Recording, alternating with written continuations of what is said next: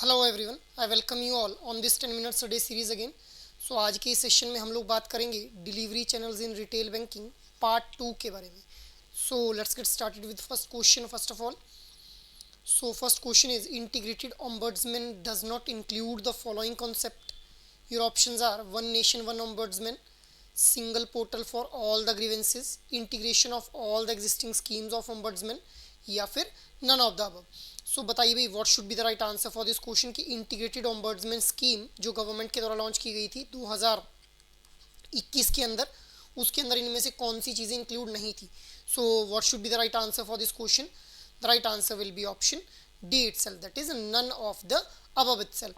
मतलब जो देखिए आरबीआई के द्वारा जो भी रेगुलेटेड एंटिटीज़ हैं, अगर उन रेगुलेटेड एंटिटीज़ के साथ किसी भी कस्टमर का कोई भी ग्रीवेंस जो है वो राइज हो जाता है, तो उस ग्रीवेंस को सॉल्व करने के लिए जो था वो इस इंटीग्रेटेड ombudsman स्कीम को लॉन्च किया गया था विद द पर्पज़ ऑफ कि एक नेशन में जो है वो एक ही ombudsman रहेगा, single portal for all the grievances, integration of all the existing schemes of the ombudsman itself। So that is why option D will be the right answer for this question, क्योंकि ये तीनों ही चीज़ें जो है वो integrated ombudsman scheme का part बनती हैं। Next question is which of the following payment app work without internet facility. Your options are mobile banking app, UPI app, UPI 123 पे, या फिर मोबाइल वॉलेट्स। सो कौन सी ऐसी पेमेंट की ऐप है जो कि बिना इंटरनेट फैसिलिटी के काम कर रही है भाई? What should be the right answer for this question? The right answer will be option C itself, that is UPI 123 pay. ये फीचर फोन्स के अंदर जो है वो यूज़ किया जाता है यूपीआई 123 पे का, जहाँ पे बिना इंटरनेट फैसिलिटी के भी आप लोग जो है वो अपने फंड्स को ट्रांसफ़र कर सकते हैं, ठीक है, और अलग अलग तरह की पेमेंट्स को जो है वो प्रोसेस किया जा सकता है without even the internet facility by using this UPI 123 pay app itself. That is why option C will be the right one for this question. Next question is white label ATMs are set up, owned and operated by banking entities, non banking entities, both A and B, या फिर none of this. So white label ATMs के regarding ये question frame किया गया है। What should be the right answer for this question guys? The right answer will be option B itself, that is non banking entities के द्वारा। अब white label ATMs कौन से एटीएम्स होते हैं? जैसे आप लोगों ने कई बार शॉपिंग मॉल्स के अंदर या फिर एयरपोर्ट्स वगैरह के ऊपर जो है वो आप लोगों ने एटीएम्स देखे होंगे, जहाँ पे उन एटीएम्स के ऊपर किसी भी पर्टिकुलर बैंक की ब्रांडिंग वगैरह जो है वो नहीं की जाती है। मतलब those are setup owned and operated by non banking entities. ये वाइट लेबल एटीएम्स का कंसेप्ट क्यों लाया गया?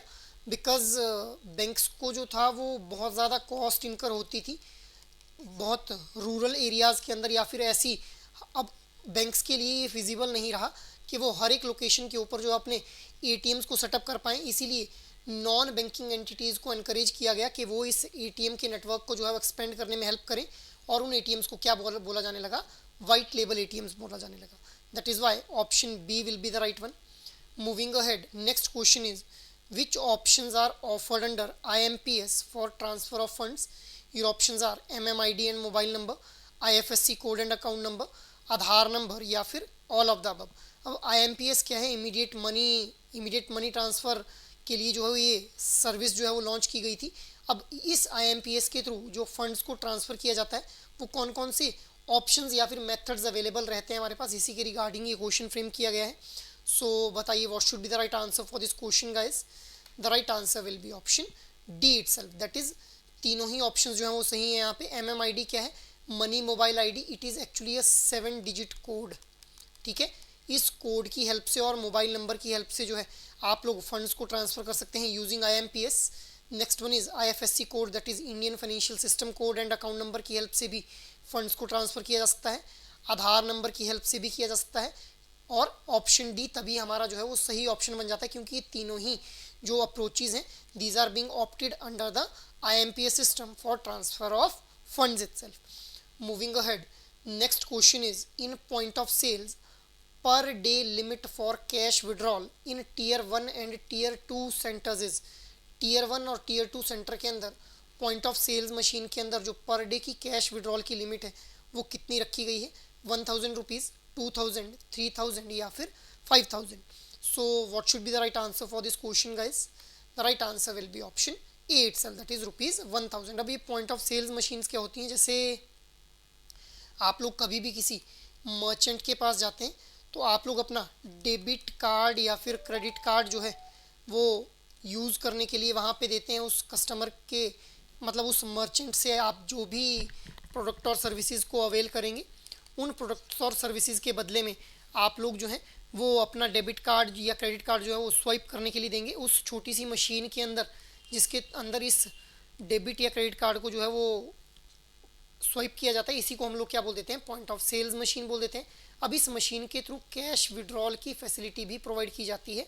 और जो टीयर 1 और टीयर 2 सेंटर सिटीज़ हैं, टीयर 1 और टीयर 2 सेंटर सिटीज़ के अंदर ये जो लिमिट रखी गई है कैश विड्रॉल के लिए, it is being kept ₹1000 itself. That is why option A will be the right answer for this question. So that is all for this video session. I hope ये session आप लोगों को काफ़ी help कर रहे हैं आप लोगों की प्रिपरेशन में। अगर एक्चुअल में आप लोगों को ये सेशंस हेल्प कर रहे हैं तो आप लोग इस चैनल को सब्सक्राइब, शेयर और लाइक ज़रूर कर लें। और अगर आपकी कोई भी क्वेरी हो तो आप लोग मेल कर सकते हैं hello@edutab.co.in के ऊपर। जय हिंद।